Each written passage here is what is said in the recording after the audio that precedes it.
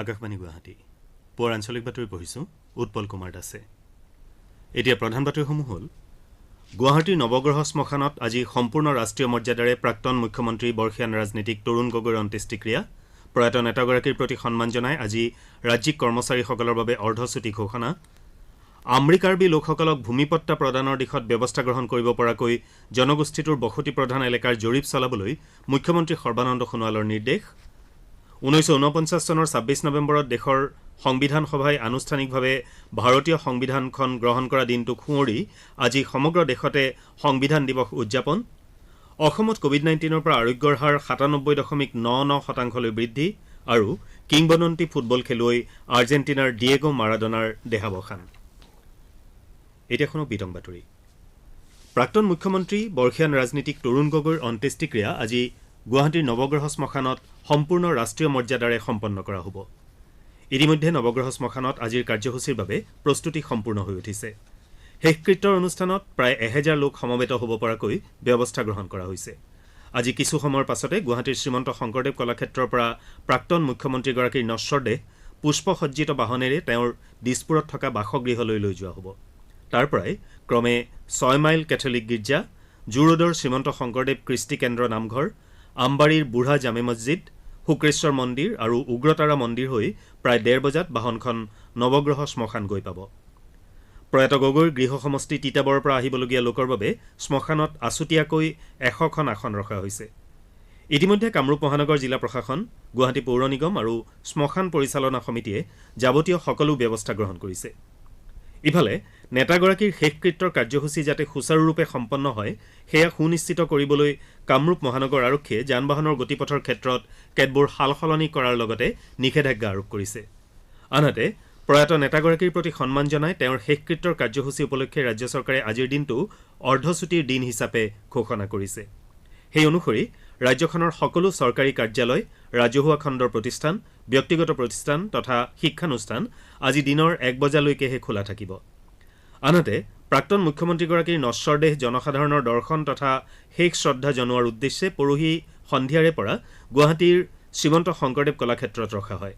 কালি পুৱাৰে পৰা ৰাজ্য চৰকাৰৰ কেইবাগৰাকীও মন্ত্ৰী, ৰাজনৈতিক নেতা, শিল্পী, সাহিত্যিক তথা জনসাধাৰণে নেতাগৰাকীৰ নশ্বৰ দেহত শেষ শ্ৰদ্ধা তথা পুষ্পাঞ্জলি নিবেদন কৰে।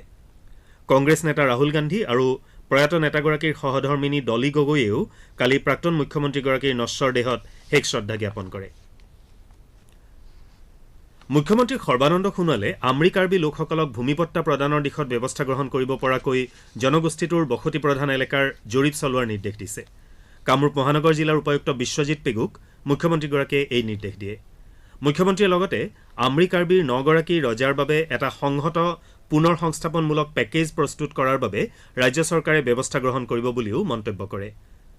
কাৰ্বি আংলং জিলাৰ আমৰিকাৰ্বি জনগোষ্ঠীৰ কেইবাটাও সংগঠনে কালি মুখ্যমন্ত্ৰীগৰাকীক সাক্ষাৎ কৰি বিভিন্ন বিষয় সন্দৰ্ভত আলোচনা কৰাৰ সময়ত তেওঁ এই বিষয়ে প্ৰকাশ কৰে।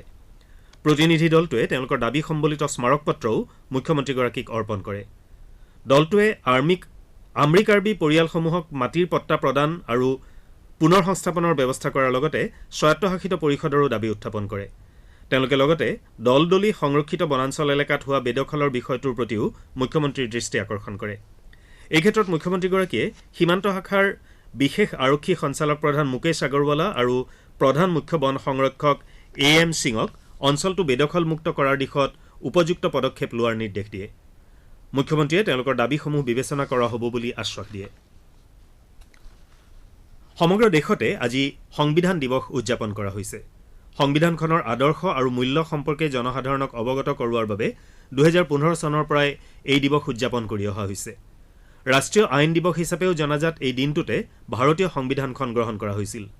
1949 চনৰ 26 নৱেম্বৰত দেশৰ সংবিধান সভাই আনুষ্ঠানিকভাৱে ভাৰতীয় সংবিধানখন গ্ৰহণ কৰিছিল আৰু 1950 চনৰ 26 জানুৱাৰীত সংবিধানখন বলবৎ হৈছিল। আনহাতে এই দিনটোতে দেশৰ প্ৰথমগৰাকী আইনমন্ত্ৰী আৰু ভাৰতীয় সংবিধানৰ প্ৰণেতা ডক্টৰ BR আম্বেদকাৰকো শ্ৰদ্ধাৰে স্মৰণ কৰা হয়। অসমতো আজি বিভিন্ন কাৰ্যসূচীৰে সংবিধান দিৱস উদযাপন কৰা হ'ব। দিৱস উপলক্ষে দিছপুৰৰ জনতা ভৱন চৌহদত আয়োজিত অনুষ্ঠানত ৰাজ্যৰ মুখ্য সচিব জিষ্ণু বৰুৱা উপস্থিত থাকিব। এই অনুষ্ঠানত জনতা ভৱনৰ সমূহ বিষয়া কৰ্মচাৰীয়ে সংবিধানৰ প্ৰস্তাৱনা পাঠ কৰিব। ৰাজ্যপাল অধ্যাপক জগদীশ মুখীয়ে সংবিধান দিৱস উপলক্ষে জনসাধাৰণক শুভেচ্ছা জ্ঞাপন কৰিছে। এটা বাৰ্তাত শ্ৰীমুখীয়ে কৈছে যে আমি সংবিধানে আমাক প্ৰদান কৰা অধিকাৰ আৰু দায়িত্বসমূহৰ বিষয়ে সজাগতা সৃষ্টিৰ বাবে প্ৰয়াস কৰিব লাগিব। সংবিধান দিৱস উপলক্ষে দিয়া এটা বাৰ্তাত লোকসভাৰ অধ্যক্ষ ওম বিৰলাই কৈছে যে ভাৰতীয় সংবিধান হৈছে ভাৰতৰ ভৱিষ্যৎ তথা প্ৰগতি আৰু স্থিৰতাৰ আধাৰ। তেওঁ সংবিধান দিৱস উপলক্ষে দেশৰ জনসাধাৰণক শুভেচ্ছা জ্ঞাপন কৰে।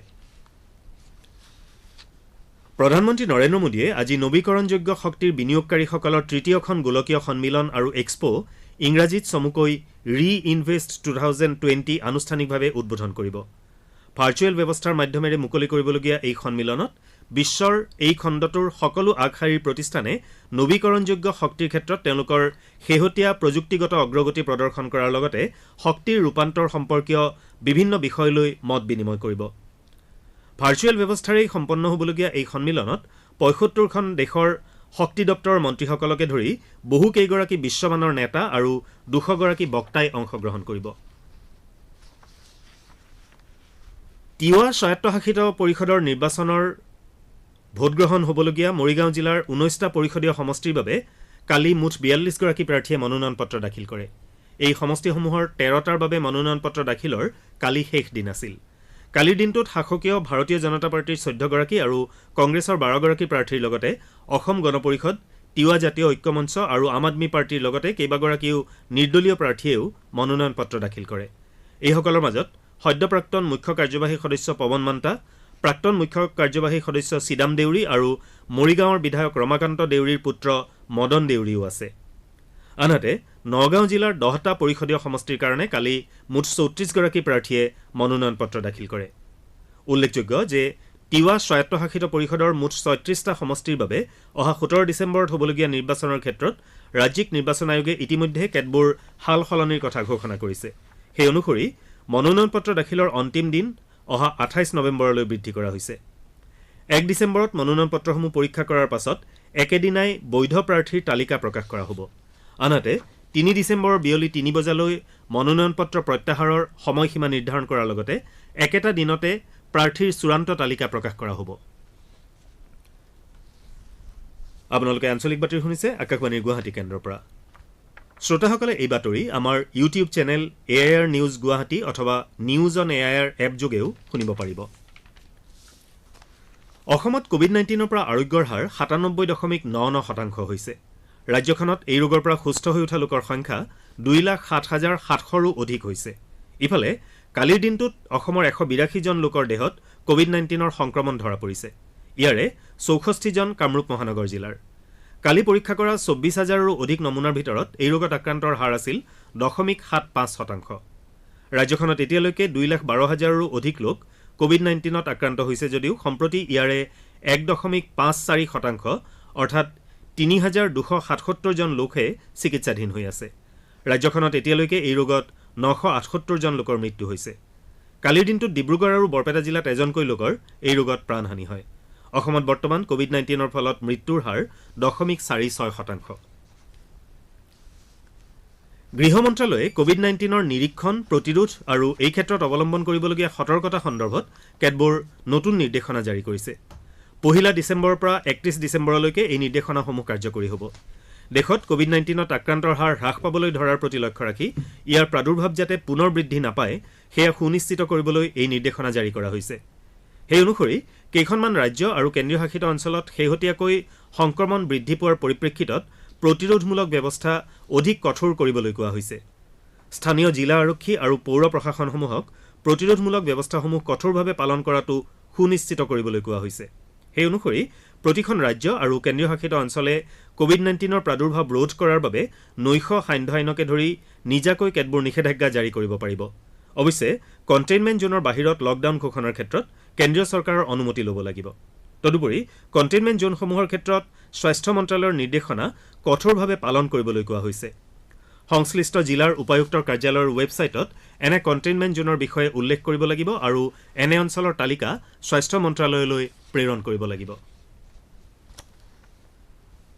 কিংবদন্তি ফুটবল খেলুৱৈ আৰ্জেণ্টিনাৰ ডিয়েগো মাৰাডোনাৰ কালি হৃদৰোগত আক্ৰান্ত হৈ দেহাৱসান ঘটে। 60 বছৰীয়া ফুটবল তাৰকাগৰাকীক চলিত মাহৰ আৰম্ভণিতে চিকিৎসালয়ত ভৰ্তি কৰোৱা হৈছিল। সঘনাই ভাগৰ অনুভৱ কৰি থকাৰ বাবেই তেওঁক প্ৰয়োজনীয় চিকিৎসা প্ৰদান কৰি থকা হৈছিল। চিকিৎসালয়ত কৰা পৰীক্ষাত তেওঁৰ মগজুত তেজ জমা হৈ থকাৰ কথা পোহৰলৈ অহাৰ পাছত যোৱা 3 নৱেম্বৰত তেওঁৰ মগজুৰ অস্ত্ৰোপচাৰ সম্পন্ন কৰা হয়। সফলতাৰে সম্পন্ন হোৱা এই অস্ত্ৰোপচাৰৰ পাছত মাৰাডোনাক চিকিৎসালয়ৰ পৰা ঘৰলৈ যাবলৈ দিয়া হৈছিল যদিও কালি পুৱতি নিশা তেওঁ হৃদৰোগত আক্ৰান্ত হয় আৰু অৱশেষত চিকিৎসকৰ সকলো প্ৰচেষ্টা বিফল কৰি সমগ্ৰ বিশ্বৰ অজস্ৰ অনুৰাগী আৰু গুণমুগ্ধক কন্দুৱাই তেওঁ চিৰদিনলৈ চকু মুদে। কিংবদন্তি ফুটবল খেলুৱৈগৰাকীয়ে 16 বছৰ বয়সতে খেলুৱৈ জীৱন আৰম্ভ কৰিছিল আৰু পাছলৈ তেওঁ ফুটবলৰ সৰ্বশ্ৰেষ্ঠ খেলুৱৈ হিচাপে খ্যাতি অৰ্জন কৰে। মাৰাডোনাই 1986 চনত দ্বিতীয়বাৰৰ বাবে বিশ্বকাপ খিতাপ দখল কৰা আৰ্জেণ্টিনা দলটোৰ নেতৃত্ব বহন কৰিছিল। তদুপৰি তেওঁ আৰ্জেণ্টিনাৰ ৰাষ্ট্ৰীয় দলকে ধৰি বিভিন্ন দলৰ খেলুৱৈক প্ৰশিক্ষণ প্ৰদান কৰিছিল। 26/11 মুম্বাইৰ সন্ত্ৰাসবাদী আক্ৰমণৰ আজি দ্বাদশ বাৰ্ষিকী। দেশৰ বিভিন্ন ঠাইৰ লগতে মুম্বাইতো এই উপলক্ষে বিভিন্ন কাৰ্যসূচী গ্ৰহণ কৰা হৈছে। মুম্বাই মহানগৰ আৰক্ষীৰ উদ্যোগত কোভিড-19ৰ নীতি নিৰ্দেশনাসমূহৰ মাজেৰে এই আক্ৰমণত শ্বহীদ হোৱা নিৰাপত্তা বাহিনীৰ লোকসকলক স্মৰণ কৰি শ্ৰদ্ধাঞ্জলি অনুষ্ঠানৰ আয়োজন কৰা হৈছে। উল্লেখযোগ্য যে 2008 চনৰ 26 নৱেম্বৰৰ দিনটোত পাকিস্তানৰ কুখ্যাত সন্ত্ৰাসবাদী সংগঠন লস্কৰ-ই-তৈবাৰ সন্ত্ৰাসবাদীয়ে মুম্বাইৰ বিভিন্ন স্থানত আক্ৰমণ সংঘটিত কৰিছিল। 4 দিন ধৰি অব্যাহত থকা এই আক্ৰমণত বিদেশী নাগৰিককে ধৰি 160 জনৰ অধিক লোকৰ প্ৰাণহানি হৈছিল। আৰক্ষীয়ে আটক কৰা এই ঘটনাৰ একমাত্ৰ জীৱিত অপৰাধী আজমল কাছবক 2012 চনত ফাঁচি দিয়া হৈছিল। এতিয়া আজি গুৱাহাটীৰ পৰা প্ৰকাশিত দৈনিক বাতৰি কাকতৰ প্ৰথম পৃষ্ঠাৰ বাতৰিৰ চমু অৱলোকন আগবঢ়াইছে ভাস্বতী চক্ৰৱৰ্তীয়ে। ৰাজ্যৰ প্ৰাক্তন মুখ্যমন্ত্ৰী বৰ্ষীয়ান ৰাজনীতিবিদ তৰুণ গগৈ কালি গুৱাহাটীৰ কলাক্ষেত্ৰত গুণমুগ্ধসকলে শেষ শ্ৰদ্ধা জনোৱাৰ বাতৰিক আজি গুৱাহাটীৰ পৰা প্ৰকাশিত কাকতসমূহে প্ৰথম পৃষ্ঠাত প্ৰধান বাতৰি প্ৰকাশ কৰিছে। এই বাতৰিক দৈনিক অসম কাকতে চকুলোৰে সেমেকিল কলাক্ষেত্ৰ, দৈনিক জনভূমি কাকতে ৰাজনীতিৰ প্ৰাচীৰ ভাঙি তৰুণ গগৈলৈ শত সহস্ৰজনৰ শ্ৰদ্ধাঞ্জলি, অসমীয়া প্ৰতিদিন কাকতে ৰাজনৈতিক নেতাকৰ্মীৰ পৰা বয়োবৃদ্ধা আইতালৈকে কলাক্ষেত্ৰত সমাগম, নিয়মীয়া বাৰ্তা কাকতে স্মৃতি চেতনাৰ মাজত নীৰৱে সাৰে আছে তৰুণ গগৈৰ অম্লান হাঁহি, আমাৰ অসম কাকতে কলাক্ষেত্ৰলৈ পাৰ ভাঙি আহিল সহস্ৰ গুণমুগ্ধ আদি শিৰোনামেৰে প্ৰথম পৃষ্ঠাৰ মুখ্য বাতৰি প্ৰকাশ কৰিছে। বিখ্যাত ফুটবল খেলুৱৈ ডিয়েগো মাৰাডোনাৰ দেহাৱসানৰ বাতৰিকো আজিৰ কাকতসমূহে প্ৰথম পৃষ্ঠাত স্থান দিছে। অসমীয়া খবৰৰ শিৰোনাম শিক্ষা সংসদৰ নিযুক্তিত দিছপুৰৰ তলা। কৃষি আইনৰ বিৰোধিতাত আজি দিল্লীত কৃষকসকলৰ সমাৱেশৰ বাতৰিক অসমীয়া প্ৰতিদিন কাকতে প্ৰধান বাতৰি প্ৰকাশ কৰিছে। নতুন প্ৰজন্মৰ ভোটাৰে নিৰ্ণয় কৰিব 21ত ভাগ্য, এই শিৰোনাম দৈনিক জনভূমি কাকতৰ। দেশৰ বাবে প্ৰাণ আহুতি দিয়া অসম সন্তান শ্বহীদ হৰধন চন্দ্ৰ ৰায়ৰ পৰিয়ালক মুখ্যমন্ত্ৰী সৰ্বানন্দ সোণোৱালে 20 লাখ টকাৰ এককালীন সাহায্য প্ৰদান কৰা বাতৰিকো আজিৰ কাকতসমূহে প্ৰথম পৃষ্ঠাত প্ৰকাশ কৰিছে। দৈনিক অগ্ৰদূতৰ শিৰোনাম সান্ধ্য আইন, কণ্টেইনমেণ্ট জোন ঘোষণাৰে নতুন নিৰ্দেশনা। পুনৰ বিশ্বজুৰি কৰোনাৰ ভয়াৱহ সংক্ৰমণ, এই শিৰোনাম নিয়মীয়া বাৰ্তা কাকতৰ। এয়া আছিল আজি গুৱাহাটীৰ পৰা প্ৰকাশিত বাতৰি কাকতসমূহৰ প্ৰথম পৃষ্ঠাৰ মুখ্য বাতৰিৰ চমু অৱলোকন। ধন্যবাদ ভাস্বতী চক্ৰৱৰ্তী। বাতৰি শেষ কৰাৰ আগতে প্ৰধান বাতৰি কেইটামান আকৌ এবাৰ। গুৱাহাটীৰ নৱগ্ৰহ শ্মশানত আজি সম্পূৰ্ণ ৰাষ্ট্ৰীয় মৰ্যাদাৰে প্ৰাক্তন মুখ্যমন্ত্ৰী বৰ্ষীয়ান ৰাজনীতিক তৰুণ গগৈৰ অন্ত্যেষ্টিক্ৰিয়া। প্ৰয়াত নেতাগৰাকীৰ প্ৰতি সন্মান জনাই আজি ৰাজ্যিক কৰ্মচাৰীসকলৰ বাবে অৰ্ধচুটি ঘোষণা। আমৰিকাৰ্বি লোকসকলক ভূমিপট্টা প্ৰদানৰ দিশত ব্যৱস্থা গ্ৰহণ কৰিব পৰাকৈ জনগোষ্ঠীটোৰ বসতি প্ৰধান এলেকাৰ জৰীপ চলাবলৈ মুখ্যমন্ত্ৰী সৰ্বানন্দ সোণোৱালৰ নিৰ্দেশ।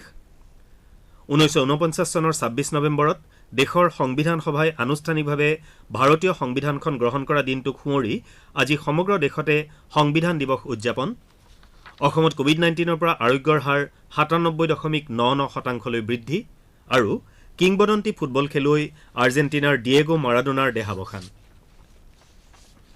বাতৰি শেষ কৰাৰ পূৰ্বে কওঁ, মাস্ক পৰিধান কৰক, হাত ধুৱক আৰু পৰস্পৰৰ মাজত কমেও 2 গজ দূৰত্ব বৰ্তাই ৰাখক, কোভিডক পৰাজিত কৰক। আমাৰ পুৱাৰ আঞ্চলিক বাতৰি ইমানতে শেষ হ'ল। নমস্কাৰ।